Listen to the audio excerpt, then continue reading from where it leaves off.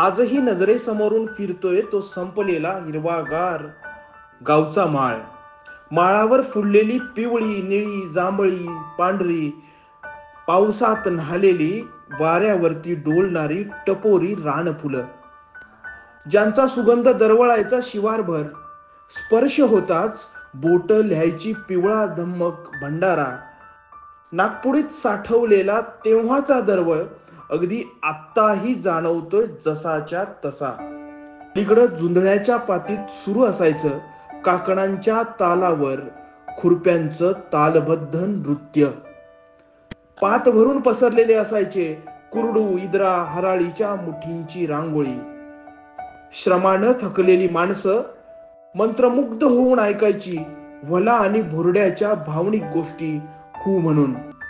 आडतासाला दिसायची उंचच उंच थोराड दिसणारी मुदी आणि डुकरीची ताटं. त्यांच्या कणसावर खळीला आलेलं असायचं एखादं टिचभर दिसणारं रानपाखरू. नुकतंच डुबं उतरवून माळावर चरणाऱ्या हौशाच्या अंगावर बसून गोचीड वेचणारा बगळा. बांधावरल्या खुरट्या बाबळीवर उतरलेला भुरड्यांचा थवा. हिरव्या पिकांवरून हेलकावे खाणाऱ्या चिमण्या, बगळे, साळुंख्या, भुरड्या, लालबोची. निळ्या आभाळातली ही रंगांची मुक्त उधळण आजही आठवते जशीच्या तशी. प्रत्येक वर्षी चालायचा नांगर, कुळव, वखर, कुरी. ऐकणाच एखादं तण तर व्हायची एखाद दोन डुब्याची पाळी. तणांच्या वेगवेगळ्या मेनूंवर आवडीने ताव मारायची दावणीची जनावरं.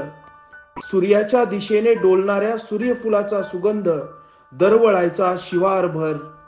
दिवाळीला घाण्यावर निघायचं तेल, मोगण्यात टाकलेल्या हावऱ्या, जवस, करडई, आंबाड्या, काराळे, जवस, हुलगे, उडीद, तूर, पेलायचे भार कुटुंबाचा.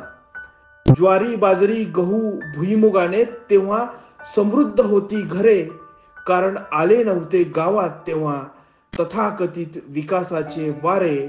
आले नव्हते गावात तेव्हा तथाकथित विकासाचे वारे.